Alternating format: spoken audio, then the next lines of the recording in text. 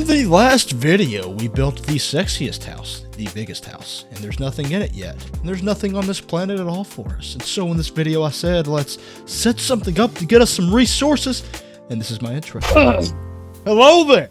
I've got the flu! Therefore, I'm neither going to do a fancy intro for this video, nor am I going to put anything in this base we built in the last one. It's currently entirely empty, and it's gonna stay that way because I've got other plans, and I don't want to do any miscellaneous activities because I have the flu. But yeah, I hate to slack off, but actually I don't, and so that's why I will. But yes, I am going to slack off because I have the flu. Sorry, I repeat myself. Look, you already know what this video's about because there are titles in this life, and we already unlocked it because we got the atmospheric harvester recently, and we had to unlock this to get to it because that's how the unlocking tree was set up. But I was like, oh, I don't want to do the autonomous mining unit yet, so I'm going to skip to the atmospheric harvester. But now I want to actually use this thing. And so, we're going to use it in this video. And you know, I don't know how, and that's going to be the first obvious barrier. I'm just going to come straight out and say it. I don't know how to use it, and also, I don't know how to get uranium. But you may note that we have the other crafting recipes already, because I just put those together before I started recording, because they're so cheap.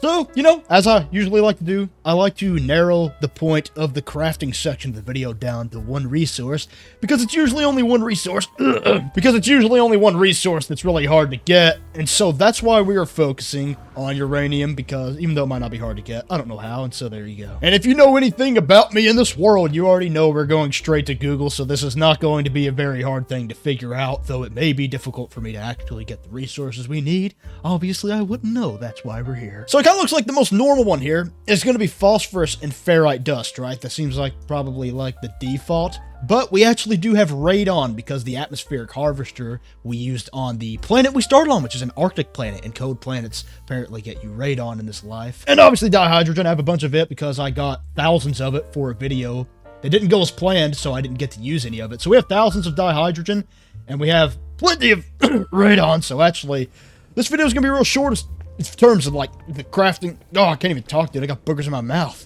What I was trying to say is, if we go to the Arctic planet, we're already going to have what we need for uranium, so the bulk of this video, thankfully, is going to be me figuring out how to use the actual thing, which is what we like to see. This might be a short one. Alright, here we are at the original base on the original planet. Straight back here, I'm hoping that there's plenty of radon, and honestly, I might not have needed to come here, because I'm pretty sure I already had some. Or maybe I used it. I don't remember. I don't care. We got radon, and we're going to have more radon next time we need it because we turned it back on, except we didn't because I didn't foil this up all the way. Okay, there we go. Now it's actually full, so radon's never going to be a problem again. All right, here we are back here, and I have decided I will put at least a refiner here because I don't want this base to be entirely useless until I decide to have the gumption to complete everything. And so actually, I don't have what I need. I'll just be back when I have what I need.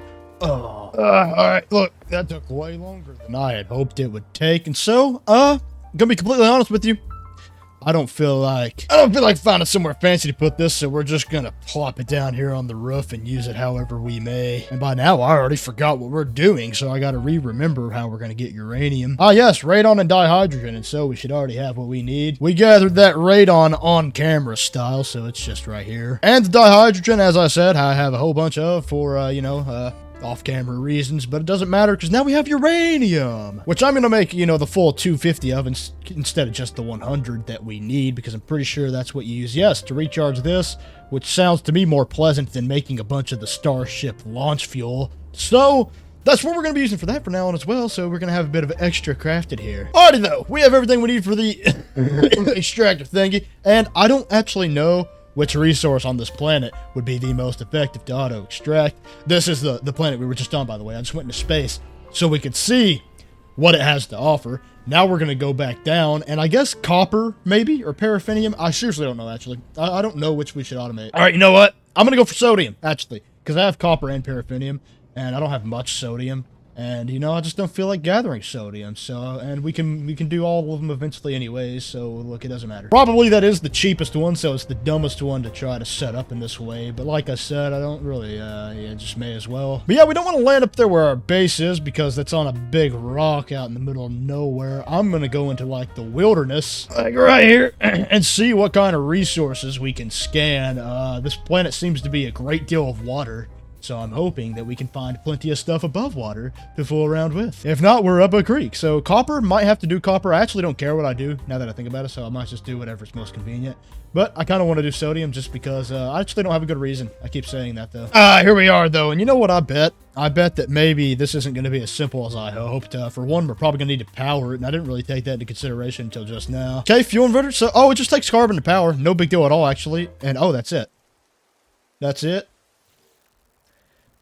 That's it. Okay, well, that's it. I'm not gonna lie, this is looking like it's not turning out to be much of a video, but hey, you know, I mean, I can only do what I can do here. All right, look, I want this video to be more than nothing at all. So, contrary to what I want to do in my life, I'm actually gonna make 2 more of these and put one on paraffinium and one on copper as well, so that all 3 of the main resources on this planet have an auto-extracting thing on it, so that we can start finally getting a ton of resources here on the new base planet.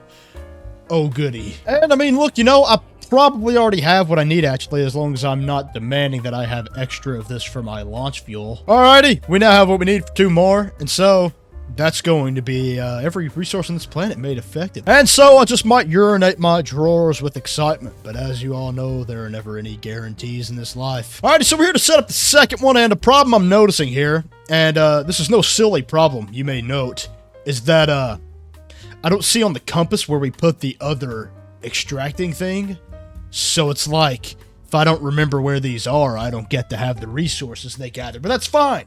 They're all on the same landmass as our giant rock there. So we'll be able to find them. But it's kind of creepy because if you just put them in the wild, you're done for. Whatever though, time for our autonomous mining unit thing. And let me just say, automating this stuff, pretty nice. Not the greatest thing ever though, since it only stacks in 250. But since we can put it on as many of these as we want, we can actually get a ton of stuff automatic style.